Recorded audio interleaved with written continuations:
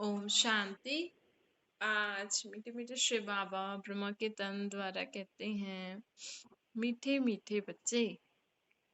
बाबा हमें कहते हैं कि हमारे संकल्प बहुत अच्छे होने चाहिए।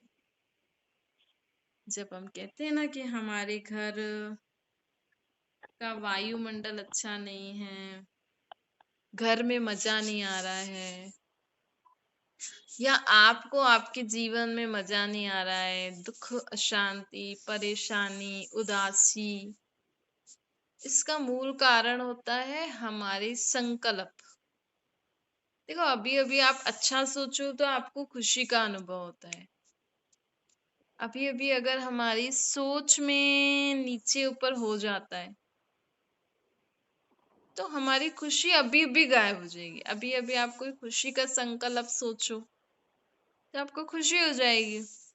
अभी अभी आप उदासी वाला संकल्प सोचो तो उदासी आ जाएगी। अभी अभी आप पुरानी कोई खुशी की बात सोचो तो खुशी हो जाएगी। अभी अभी आप कोई पुरानी दुख की बात सोचो तो दुखी हो जाओगे। ये सब संकल्पों का ही खेल है। हमने ना अपनी लाइफ को बहुत टिपिकल बना दिया है। वो क्यों बना दिया है? क्योंकि हम अपने को शरीर समझते हैं। शरीर समझने से क्या क्या होता है? शरीर, पहले तो आप शरीर समझोगे तो सोचोगे मैं लड़की हूँ, लड़का हूँ, स्त्री हूँ, पुरुष हूँ। फिर अपने को शरीर समझोगे, फिर सोचोगे कि मैं अगर पुरुष की साइड हो तो बेटा हूँ, पति हूँ, फिर मेरे पे ये जिम्मेवारी, मुझे ये करना है, मुझे मुझे आ जाता है। मैं स्त्री हूँ तो मुझे ये करना चाहिए, मेरे ऊपर ये जिम्मेवारी है, मैं किसी की माँ हूँ, पत्नी हूँ, बहू हूँ। तो ये सारी फीलिंग्स आ जाती हैं। फिर अगर आप कहीं जॉब करते हो तो फिर वो बातें याद आ जाएंगी कि मुझे करना है ना। फिर शरीर शरीर के साथ एक ये भी आ जाता है, आप कुछ करना चाहो लेकिन आपके धर्म में वो बात नहीं है तो आप सोचोगे नहीं, मैं तो हिंदू धर्म वाली हूँ। लेकिन अगर आपको मुस्लिम धर्म में कोई उनका कोई नियम, कोई ऐसी अच्छी आदत अच्छी लगती है, या क्रिश्चियन धर्म वालों की, या जैनी धर्म वालों की, अब अच्छा गुण तो अच्छा गुण है चाहे किसी भी धर्म वालों में, वो तो आत्मा में होता है ना। ये तो हमने अलग अलग कर दिया है। लेकिन एक आत्मा में अच्छा गुण, एक अच्छी नियम, एक अच्छा मर्यादा, तो अगर वो किसी भी धर्म में है, लेकिन अगर मुझे करने की इच्छा है तो मैं नहीं कर पा रही क्योंकि मैं अपने को शरीर समझ रही हूँ और मैं सोच रही हूँ कि मेरे शरीर का धर्म तो हिंदू धर्म है। अब हिंदू में भी बहुत सारी कैटेगरीज आ जाती हैं, ये मराठी, मद्रासी और जो जो भी होते हैं वो सब हिंदू धर्म में ही आ जाते हैं ना। तो बाबा हमें कहते हैं कि देखो, आप अपने को शरीर नहीं समझो, आप एक आत्मा हो। मैं भी एक आत्मा हूँ, आप भी एक आत्मा हो, और हम सब भी एक आत्माएं हैं। देखो, आत्मा समझने से हम बहुत सारी चीजों से छूट सकते हैं। एक तो जो शरीर का बंधन होता है, स्त्री पुरुष, बड़ा छोटा, और धर्म धर्म का बंधन से आप मुक्त हो जाओगे, लिंग के बंधन से मुक्त हो जाओगे, धर्म के बंधन से मुक्त हो जाओगे। कितनी बड़ी बात है। तो बाबा हमें कहते हैं कि देखो, अपने को आत्मा समझ के हमें सिर्फ शुद्ध संकल्प करके अपना कर्म करते रहो। हमारे जो संकल्प होते हैं ना, वो बहुत वैल्यूबल होते हैं। सबसे बड़ा खजाना होता है हमारा संकल्प शक्ति। तो हमें जो संकल्प आ रहा है, लेकिन हम वो प्रैक्टिकल क्यों नहीं कर पा रहे? कभी हम स्त्री पुरुष सोचते हैं, कभी हम धर्म के कारण नहीं कर पाते, कभी किस कारण नहीं कर पाते। तो बाबा हमें कहते हैं कि सदा अपने को आत्मा समझो। और आत्मा समझने से क्या होता है कि हमारी आत्मा का बाप परमात्मा, जो उन वही भगवान है, तो हम परमात्मा को भी याद करने लग जाते हैं। तो परमात्मा सिर्फ हमारी आत्मा का बाप नहीं है, वो विश्व की सर्व आत्माओं के बाप वही है। आप तो सोचो, ये हिंदू मुस्लिम सिख ईसाई सब अलग अलग हैं, इनका भगवान अलग है। अरे आज मुस्लिम लोग अपने भगवान को पूजेंगे, आज क्रिश्चियन लोग अपने भगवान को पूजेंगे, आज हिंदू लोग अपने इस भगवान को पूजेंगे। मतलब हिंदुओं में तो बहुत सारे भगवान हो गए। नहीं, आपका ही बेटा अगर या आपके घर वाले आपको बोले कि आप जब भी मेरे से मिलो तो ये कपड़े पहन के आए, आपका पति बोले ये कपड़े पहन के आना, आपका बेटा बोले ये, बेटी बोले ये, बहू बोले वो, तो आप एक ही घर में रहते हो, एक ही घर में सब मेंबर्स रहते हैं, अब सबके लिए आप अलग अलग कपड़े पहन सकते हो क्या? तो कहाँ परमात्मा निराकार ज्योतिर्बिंदु परम धाम में रहने वाले। और भारतवासी ने तो कितने सारे रूप बना दिए उनके। नहीं, भगवान को कोई बोलता है भगवान आप मुझे हनुमान जैसे रूप में दर्शन देना, कोई बोलेगा काली जैसे, कोई बोलेगा दुर्गा जैसे, कोई बोलता है हमारे गुरु जैसे, कोई बोलेगा पेड़ पौधों जैसे, तुलसी के रूप में हमें दर्शन देना, कोई बोलेगा कच्छमच अवतार लेके। मतलब देखो, भारतवासियों ने भगवान को कैसे कैसे रूप दे दिए, कच्छमच अवतार दे दिया। कच्छ के भगवान आप कच्छमच अवतार लेके आना, सांप में, कण कण में, कचरे में। भारतवासी इतने दुखी क्यों हुए? इसका मूल कारण यही है। आज जो भारतवासी कितने दुखी हैं, क्यों दुखी हैं? कहाँ तो इस भारत में देवी देवताओं का राज्य था, कहाँ तो इस भारत में सोने हीरे के महल थे। आज इस भारत में खाने के लिए लोग नहीं, कितना दुख है। आप देखो विदेश के हिसाब से, विदेश भी छोड़ो, बाकी धर्मों वालों के हिसाब से भी, हाँ, भारतवासी कितने दुखी हैं, कितने कंगाल हैं। सत्य के हिसाब से तो हम दुखी हैं, कंगाल है ना। बाकी धर्म वाले तो सत्युग में नहीं थे। हम जो देवी देवताओं को मानने वाली जो आत्माएं हैं, हम ही स्वर्ग में थे ना। तो हमारे पास, हमारे भारत में सोने हीरे के महल थे। हमारे भारत में ही इतनी खुशियां थी, इतना सुख थे, जो किसी ने भी नहीं देखा है, किसी धर्म वालों ने नहीं देखा है। ये अंग्रेज, ये मुस्लिम लोग जो हैं, ये सब हमारे यहाँ से ही तो धन लेके गए हैं। तो ये धर्म की आत्माएं बाद में आती है। लेकिन हम धर्म वाले जो भारतवासी, जो अपने, वैसे तो हमारा देहिक धर्म अलग अलग है, लेकिन आत्मा के नाते से हम सब भाई भाई हैं, कोई हिंदू मुस्लिम नहीं है, सब भाई भाई हैं। लेकिन फिर भी देखो, भारत वालों ने भगवान को इतने रूप दे दिए, फिर बोलते वो भी छोड़ो, फिर कण कण में बोल दिया, फिर तेरे मेरे में बोल दिया, बोलते ये हवा में, पानी में, सब में भगवान है, तभी तो ये चल रहा है। बोलते हमारे अंदर भी भगवान है, तभी तो हम चल रहे हैं। अब आपके अंदर भगवान होगा तो आपके जीवन में दुख होगा क्या? क्योंकि भगवान तो दुख हरता सुख करता है ना। सबके अंदर अपनी अपनी आत्मा है। इन पेड़ पौधों में भी सूक्ष्म आत्मा होती है, जान होती है। हवा में भी सूक्ष्म जान है, तभी तो चल रही है। पानी में भी सूक्ष्म जान होती है, इसका मतलब ये थोड़ी कि पानी में भगवान है। वो तो चलता है, सूक्ष्म जान है, इसलिए पानी बहता है। तो बाबा कहते हैं कि देखो, ये सूक्ष्म थोड़ी सी एनर्जी है इनमें। कहाँ परमात्मा सर्वशक्तिवान, भगवान को और कुछ काम नहीं है कि पेड़ पौधों को हिलाते रहें, हवा को बोले चलो, पानी को बोले बहो, और सूर्य चांद को बोले चलो।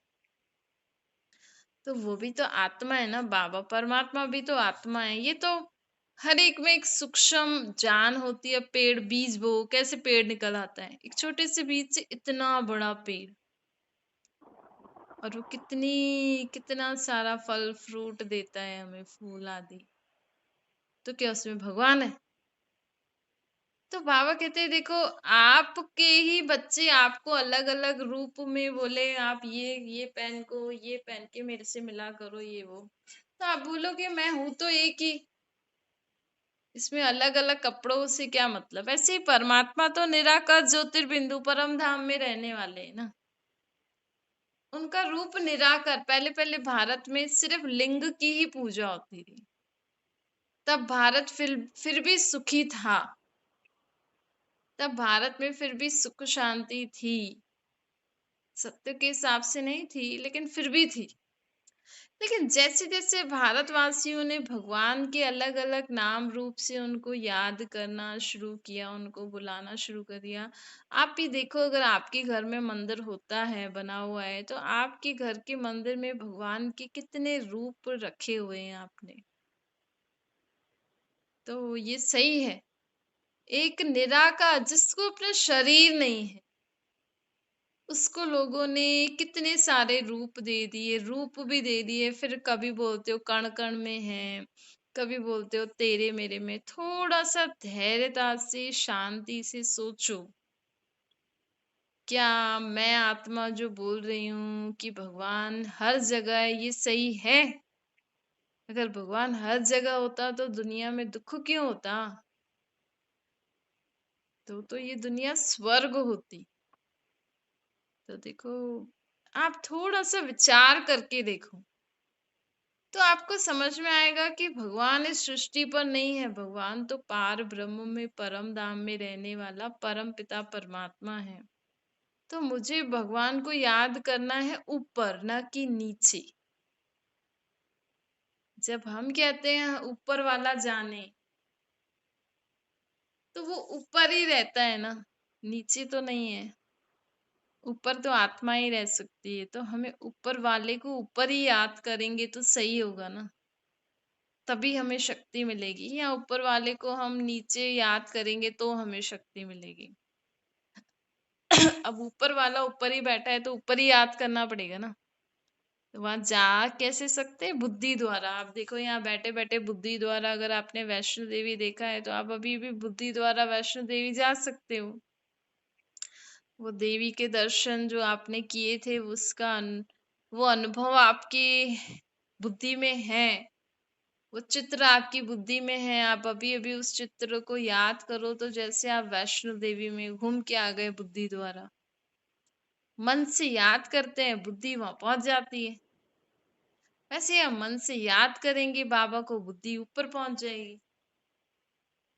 तो बाबा कहते हैं कि देखो, हमें इस रीति से अगर हम परमात्मा को एक ही रूप से याद करेंगे ना, निराकार ज्योतिर्बिंदु से, तो हमें प्राप्ति होगी। तो बाबा कहते हैं कि देखो, मैं तो आत्मा हूं, आप सब आत्माओं का बाप हूं। भगवान कभी देह को नहीं देखते, क्योंकि भगवान भी देह को देखने लगे तो देह के साथ तो स्त्री पुरुष, छोटा बड़ा, धर्म जाति आ जाती है ना। भगवान तो इन सब से न्यारे हैं। भगवान आपको भी आत्मिक स्वरूप में देखेगा, और इस दुनिया में जो भी मनुष्य आत्मा है, चाहे कोई आपके लिए, आप हम इन आंखों से क्या देखेंगे कि ये अमीर है, ये गरीब है, ये लड़का है, ये लड़की है, ये सास है, ये बहू है, ये पढ़ा लिखा है, ये नहीं पढ़ा लिखा है, ये प्राइम मिनिस्टर है, ये प्रेसिडेंट है। हम तो इन आंखों से यही देखेंगे ना। पहले पहले तो यही दिखाई हमें देगा। लेकिन भगवान जब इस सृष्टि पर आते हैं ना, अपना शरीर लेके नहीं, किसी और शरीर में आते हैं। तो भगवान जब इस सृष्टि पर आते हैं तो सबको कैसे देखते हैं कि ये सब आत्माएं हैं, और ये सब अच्छी आत्माएं हैं। भगवान कभी भी हमारे शरीर को भी नहीं देखते हैं और हमारी बुराई को भी नहीं देखते। भगवान तो हमें हमारे ओरिजिनल स्वरूप में ही देखते हैं कि हम सब शुद्ध आत्माएं हैं। देखो, आप अगर पहले किसी से मिले हो, बहुत पहले, तब वो लोग बहुत अच्छे थे। अगर आपका कोई संबंधी है, जब आप पहले पहले उनसे मिले थे, जैसे एक बच्चा ही मान लो, बच्चे को कहते हैं ना, जब बच्चे छोटे होते हैं तो बहुत अच्छे से बात करते हैं, बहुत अच्छे। फिर बड़े होते होते संग, टीवी, और जब वो समझ जाते हैं तो परिवार वालों को देखते हैं, फ्रेंड्स, टीवी वगैरह को देखते हैं, तो कई बार उनमें बैड हैबिट्स आ जाती। इसका मतलब वो गंदे नहीं हो गए, वो तो जैसी दुनिया है तो उससे बचाना तो पड़ेगा ही सी। लेकिन आप जिस बच्चे से पहले पहले मिले थे, वो बहुत अच्छा, उस समय उसने बहुत अच्छे से व्यवहार किया, तो आपके दिमाग में तो वही होगा ना। आप सोचोगे ना, नहीं वो बच्चा बहुत अच्छा था, मुझे तो उससे मिलने का मन कर रहा है। लेकिन अब अगर उसमें बहुत सारी बैड हैबिट्स, बुरी आदतें आ गई हैं, लेकिन आपके दिमाग में क्या है कि वो बच्चा बहुत अच्छा है, उसकी बहू बहुत अच्छी है, मेरे से बहुत अच्छे से बात करी उसने, लेकिन आप आपसे तो अच्छी बात करी, लेकिन कईयों में कमियां भी होती हैं। किसी ने कमी देख ली हो तो उसको वो एक्सपीरियंस होगा। आप बोलो नहीं नहीं, उनकी बहू बहुत अच्छी है, मेरे से बहुत अच्छे से बात करी, तो आप जब भी उनसे मिलोगे तो आप उसी विचार से मिलोगे ना कि ये बहुत अच्छी हैं। भले ही उनमें और अवगुण आ गए हों, भले उनमें कोई और अवगुण हो भी, लेकिन आपसे उन्होंने अच्छा बिहेव किया, आपसे वो अच्छे चले, तो आप तो अच्छे ही देखोगे। वैसे जब हम परम धाम से नीचे आए थे ना, तो बाबा, परम धाम में तो सभी अच्छी आत्माएं रहती हैं। ऊपर ऊपर जब हम सब आत्माएं थे तो बहुत हमारे, हम सब शुद्ध थे, अच्छे थे, हमारे में कोई विकार बुराई नहीं थी। कोई भी आत्मा जो ऊपर से नीचे आती है ना, उसमें कोई बुराई नहीं होती। लेकिन नीचे आने के बाद, क्योंकि दुनिया ऐसी होती है, जब द्वापर कलयुग में आते हैं, सत्य त्रेता में तो अच्छी ही होती है, लेकिन द्वापर कलयुग में अगर ऊपर से नीचे आत्मा आएगी तो पहले तो अच्छी होगी, फिर धीरे धीरे उसमें बुराइयों की प्रवेशता होती जाती है, क्योंकि ऐसी दुनिया है ना भाई, उनमें उनका दोष भी नहीं है। तो परमात्मा को तो पता है कि हम सब बहुत अच्छी आत्माएं ऊपर से नीचे आई थी, तो भगवान तो जब भी सृष्टि पर आते हैं ना, तो हम सबको देखते ही वो उनके संकल्प में यही आता है कि ये तो सब शुद्ध आत्माएं, ये तो सब अच्छी आत्माएं हैं। तो बाबा हमें कहते हैं कि आपको भी ऐसे ही हर एक को देखना है, भले किसी में कितनी भी बुराइयां हो, लेकिन आपको हमेशा उनकी बुराइयों के प्रति शुभ भावना रखो कि इनकी बुराई खत्म हो जाए। अच्छा चलो, इनमें ये कमी कमजोरी है, ठीक हो जाएगी, ठीक हो जाएगी, ठीक हो जाएगी, ये आत्मा बहुत अच्छी है। ऐसे करते करते हमें उनकी अच्छाइयां ही देखनी है, हमें उनसे अच्छा ही व्यवहार करना है। बुराइयां दिखती हैं, सुनते हो, वो सुनते हुए दिखते हुए उनके लिए गुड विश करो, आप जिस व्यक्ति और उनमें अच्छाई देखो। अच्छाई देखने से क्या होगा, हमारे संकल्प वेस्ट नहीं होंगे, हमारे बोल और कर्म वेस्ट नहीं होंगे।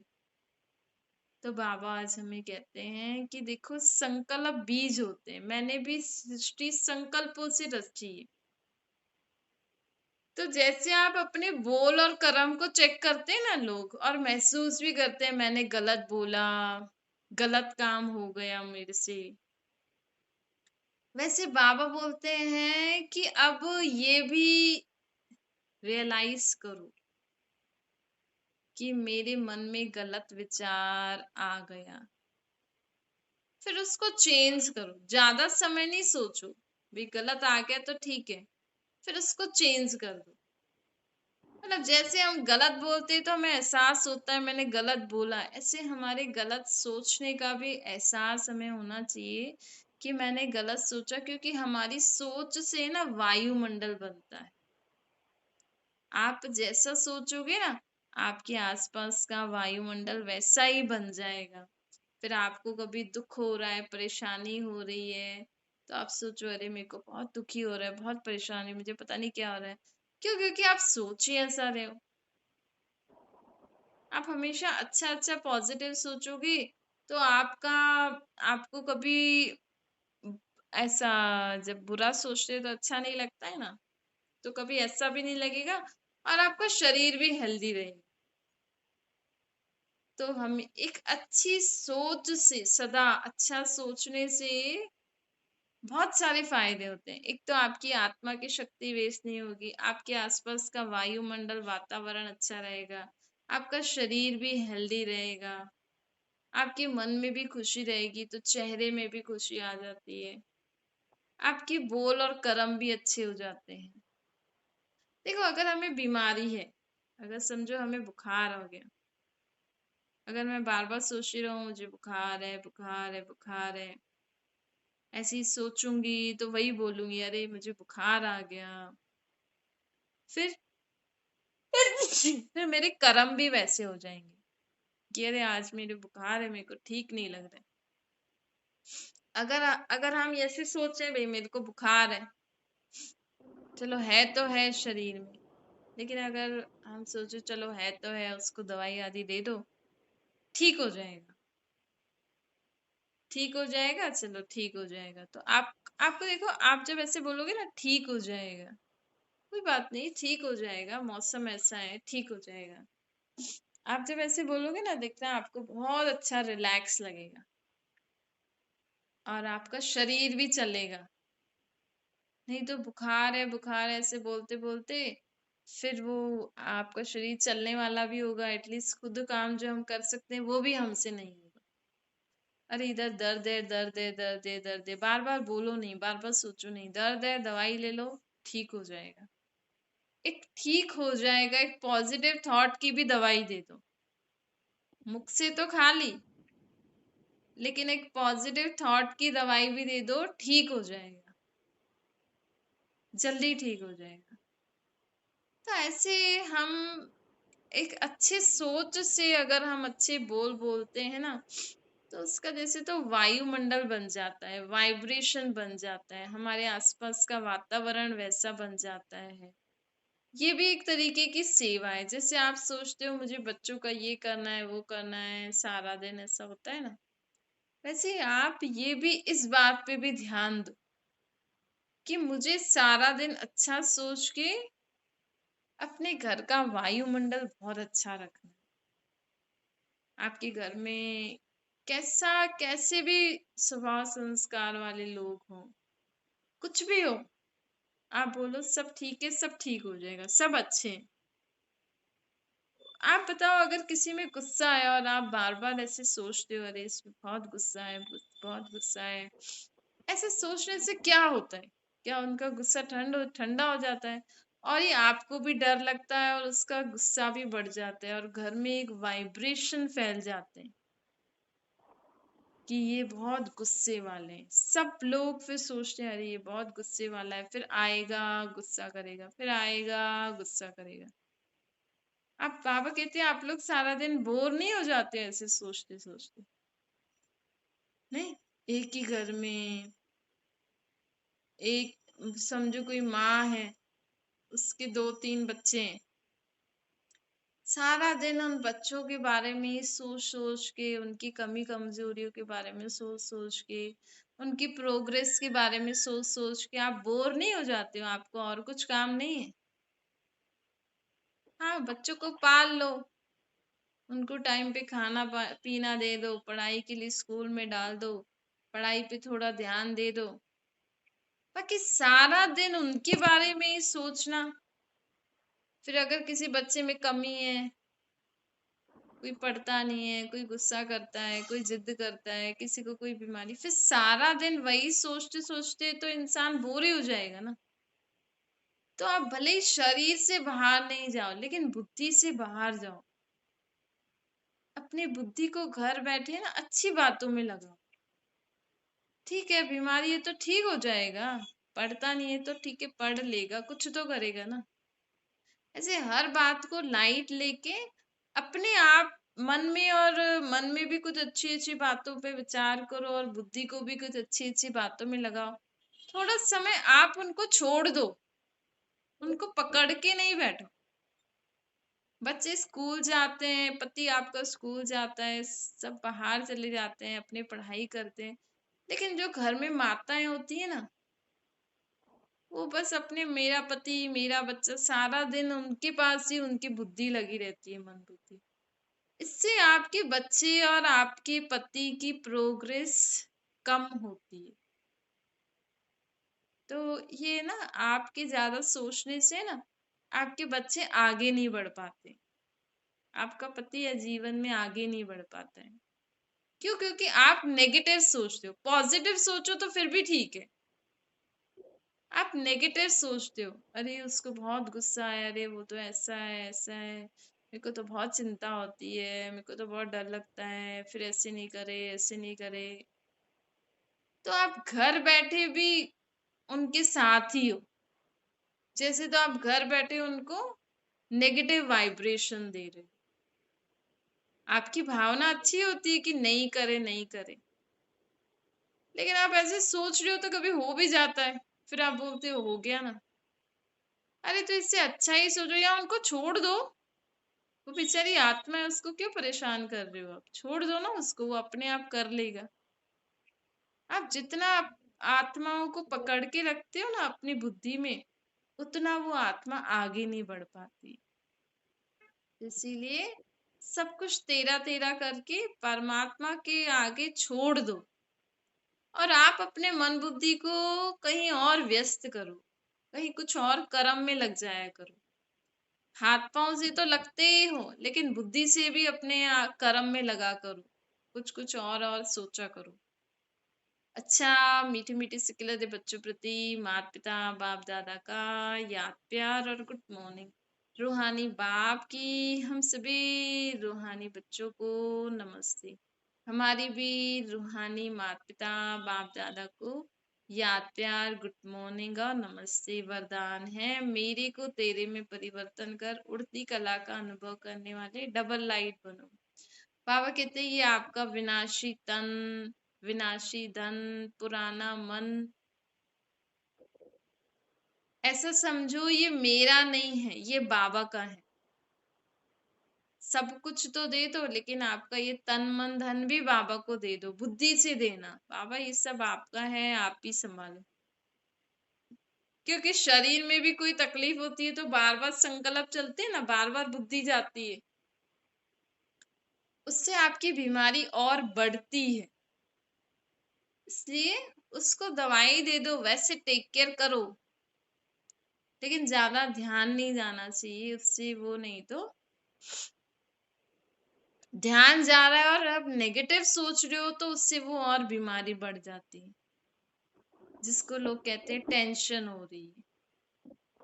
तो बाप को दे दो, जब भगवान का सब कुछ है तो भगवान का शरीर, भगवान का मन, भगवान का तन, बाबा आपका ये तन ये मन ये धन है, आपको जैसे इनको यूज कराना हो मेरे द्वारा आप कराइए। तो क्या होता है कि हम हल्के हो जाते हैं। अब सोचो हम बोले भगवान बाबा आपका ये शरीर में ये तकलीफ है, आपको इसको जैसे चलाना है चलवाइए। तो भगवान को अगर आपसे कोई काम कराना होगा तो अपने आप करवाएंगे, है ना, करवाएंगे इसी, क्योंकि भगवान को हैंड्स चाहिए ना। तो बाबा कहते हैं कि सब कुछ मेरे को दे दो और आप हल्के हो जाओ। मेरा कहने से ना बोझ लगता है, मेरा कहने से बोझ लगता है, और तेरा कहने से हल्के हो जाते हैं। तो आपको हल्का रहना अच्छा लगता है या बोझ वाली जीवन अच्छी लगती है? अगर आपको हल्का रहना अच्छा लगता है तो आज से सब कुछ बाबा को देकर आप बाबा को याद करके जीवन में आगे बढ़ते रहना। हल्के रहने में ही मजा है। स्लोगन है, शक्तिशाली आत्मा वह है जिस पर कोई भी व्यक्ति व प्रकृति का प्रभाव न पड़े। मैं शक्तिशाली आत्मा हूँ। अगर मैं शक्तिशाली आत्मा हूँ तो किसी भी व्यक्ति द्वारा कोई भी बात, कोई भी परिस्थिति, कुछ भी ऐसा इंसिडेंट मुझे आत्मा को प्रभावित नहीं करेगा। अर्थात उनके कुछ बोलने कुछ करने से मेरा मेरी मुझे आत्मा की स्थिति नहीं डगमगाएगी। होता है ना, हमारा अभी अभी अच्छा मूड है, लेकिन अगर किसी ने कुछ बोल दिया या आपने किसी को देखा, किसी की प्रोग्रेस हो गई, तो आपके सामने किसी की प्रोग्रेस आपसे आगे बढ़ जाए, तो आपकी स्थिति हलचल में आएगी कि अरे ये तो इतना आगे बढ़ गया, मैं तो इधर ही रहेगी। तो अगर स्थिति हलचल में आएगी मतलब हम उनके जीवन से प्रभावित हो गए, या ये भी आगे बढ़ा तो मैं भी करूं, ये भी ऐसा कर रही है तो मैं भी करूं, मतलब हम उनसे प्रभावित हो गए। तो बाबा कहते हैं कि तो फिर आपका जो लक्ष्य है वो तो भूल जाओगे ना आप। ऐसे प्रकृति से भी कभी कभी अपना प्रभाव डाल देती है, प्रकृति अपना ये शरीर या ये नेचर का तो ये भी हमारे ऊपर प्रभाव डालेगी, तो हमारी आत्मा की स्थिति हलचल में आ जाएगी। समझो हमारे शरीर में कोई दर्द है, बीमारी है, या ठंडी गर्मी बारिश, मतलब कोई भी ऐसी चीज जो हमें परमात्मा से और अपने जीवन में अपने लक्ष्य से डिस्टर्ब करे, डिस्टरबेंस क्रिएट करे, ऐसी ऐसा कोई व्यक्ति या प्रकृति के कारण अगर हम बाबा से बुद्धि योग नहीं लगा पा रहे हैं, हम अपने लक्ष्य से ही हट गए, मतलब उस इंसान ने हमें इतना प्रभावित कर दिया कि हमें परमात्मा की मत ही भूल गए, हम तो उनके हिसाब से ही चलने लग गए।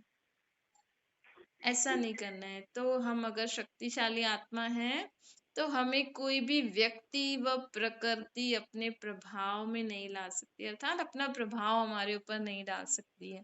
अच्छा, ओम शांति। बाबा को याद करिए।